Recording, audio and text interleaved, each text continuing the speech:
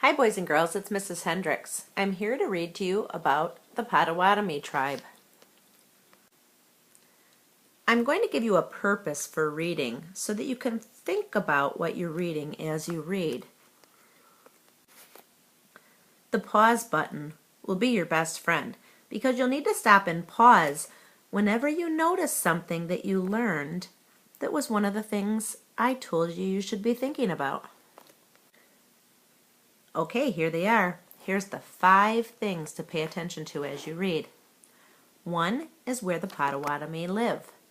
Another is where their homes are and what they're like. Another is what they eat, what they make, and what makes them special.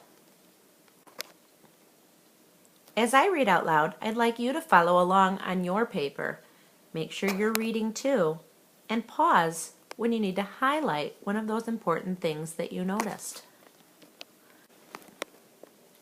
The Potawatomi.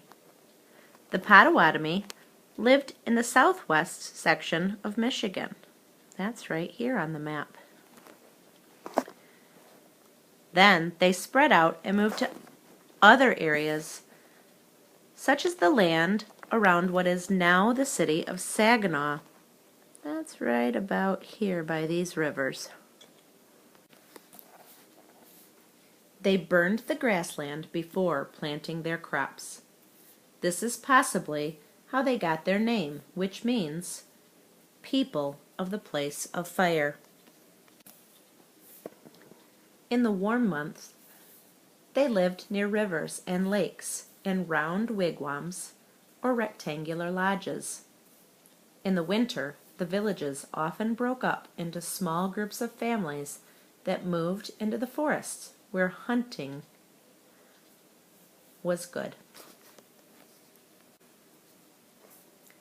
Of the Three Fires tribes, the Potawatomi were known as the best farmers. They lived further south than the other tribes, where it was warmer. This is likely why they could depend more on successful crops. They grew more of their own food than the other two groups.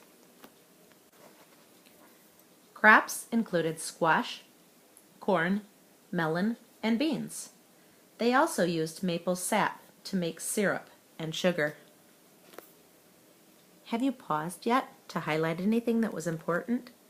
You might want to do that now.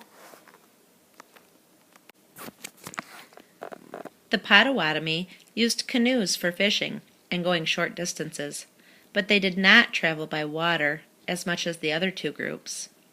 Like the other two groups, the Potawatomi used sleds and snowshoes in the winter. They were well known for their quill embroidery, basketry, and beadwork.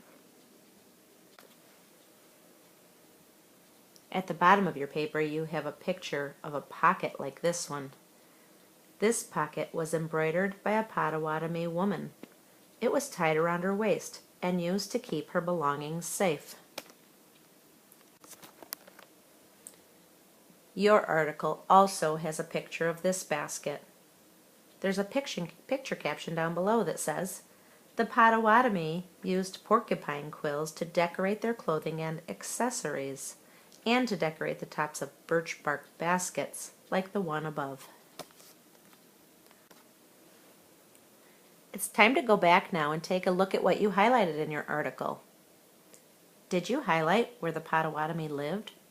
What their homes were like? Did you highlight something that told what they eat or what they make? How about anything that was special to them?